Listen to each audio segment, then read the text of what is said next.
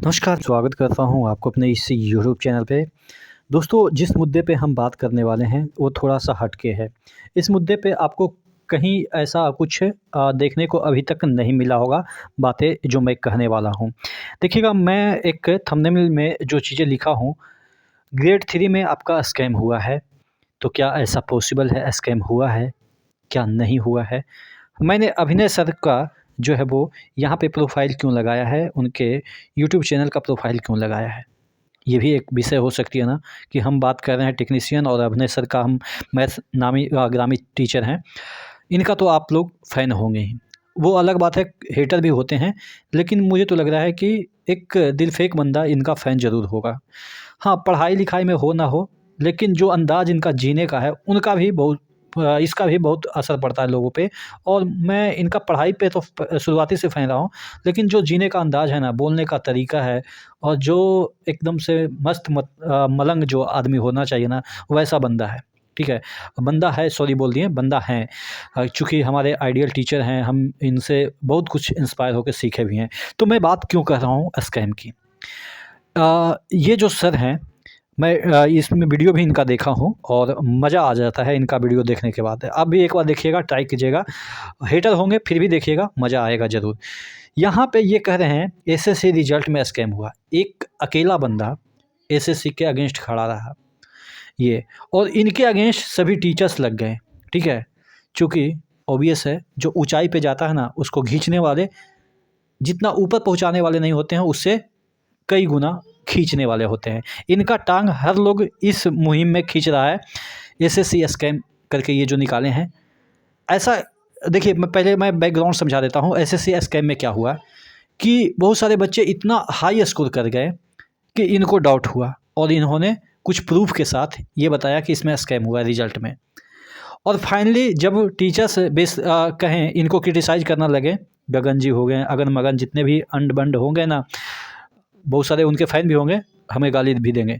लेकिन मुझे पता है कि इन्हीं टीचर्स के देखकर बहुत सब जो अभी अगन-मगन बने हैं ना, इन्हीं टीचर्स को देख के बने हैं, ठीक है? तो इनको क्रिटिसाइज़ किया गया और बाद में पता चला कि ये बंदा जो है वो सही है। क्यों सही है? किसी टीचर्स ने नहीं बोला कि ये बंदा सही है, सुप्रीम कोर्ट बोल रहा है कि ये बंदा सही है। डायरेक्टली नहीं, लेकिन जो एलिगेशन इन्होंने लगाया एसएससी पे, एसएससी उसका जवाब ही नहीं दे रहा है कोर्ट में। दिल्ली हाई कोर्ट में केस चल रहा है और एसएससी ऐसा अनर्गल जवाब दे रहा है जो कि बेसलेस है। और बाद में पता चला, एक अभी एप्लीकेशन फॉर्म आया था एक्सेप्टेड रिजेक्टेड वाला, उसमें स्टेटस, उसमें एक्सेप्टेड का स्पेलिंग गलत है एसएससी में और कहेंगे कि ये एसएससी पाक साफ है।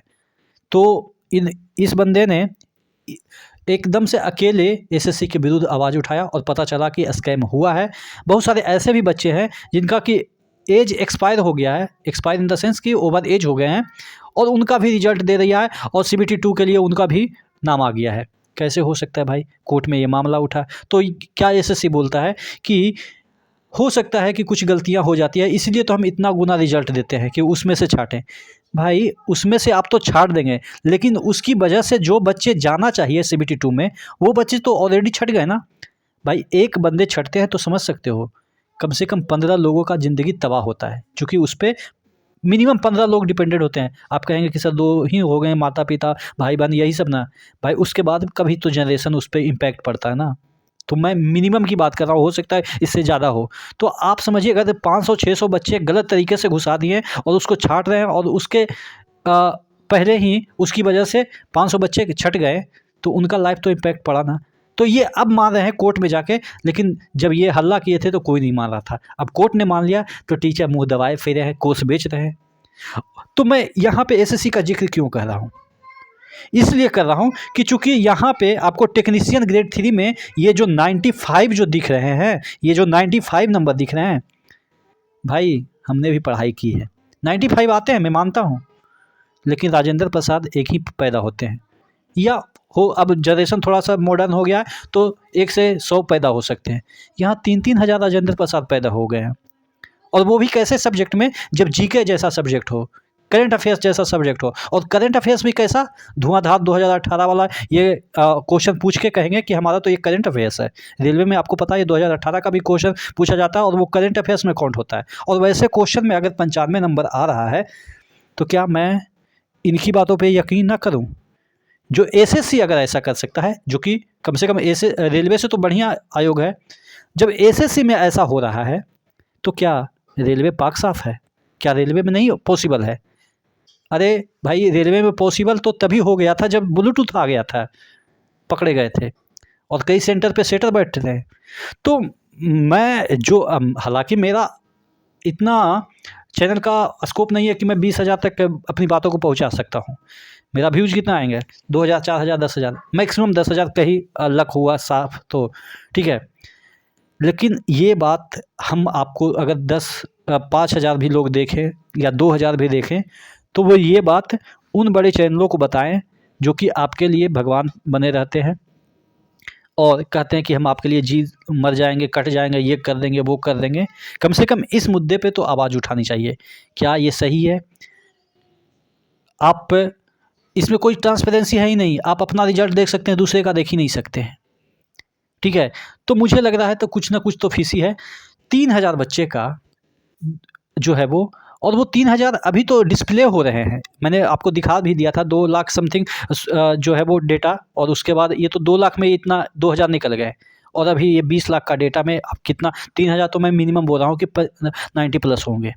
भाई इतना स्कोर हो सकता है क्या? क्या ये बोर्ड का एग्ज़ाम है, सीबीएसई का एग्ज़ाम है कि जिसमें कि 95 नहीं लाइएगा तो आपको कहेगा फलाना तो 95 उसका 98 था, तुमने तो 95 लाया।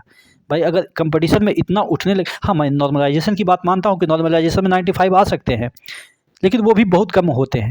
लेकिन यहाँ तो रॉ नंबर ही भाई 95 98 आ रहे हैं। भाई मुझे तो समझ ही नहीं आ रहा है। बहुत सारे लोग कहते हैं कि अब तो क्वेश्चन ईजी आ रहा है। भाई कितना भी क्वेश्चन ईजी कर, अरे यार 100 में 100 रटा के जाओगे, 1-2 गलती से गलती हो जाता है, जिसे कहते हैं ना ब्लंडर हो जाता है, जल्दीबाजी में इधर उधर हो जाता है। 1-2 तो ऐसे भी हो जाता है, और यहाँ पे तो 1-2 बंदे का आ सकता है। इतने बंदे का आना, मुझे तो लगता है कि कुछ ना कुछ तो यहाँ पे, जिस तरीके से हमारे अभिनय सर ने आवाज़ उठाया है, मैं आशा करता हूँ कि हमारे जो धुरंधर इस फील्ड के हैं, रेलवे में बहुत सारे धुरंधर हैं, वो उठाएं। हम लोग तो बच्चे हैं उनके सामने, लेकिन फिर भी आवाज़ तो आवाज़ होती है, चाहे तो वो एक मजदूर का आवाज़ हो या एक नेता का या एक प्रधानमंत्री का आवाज़ हो।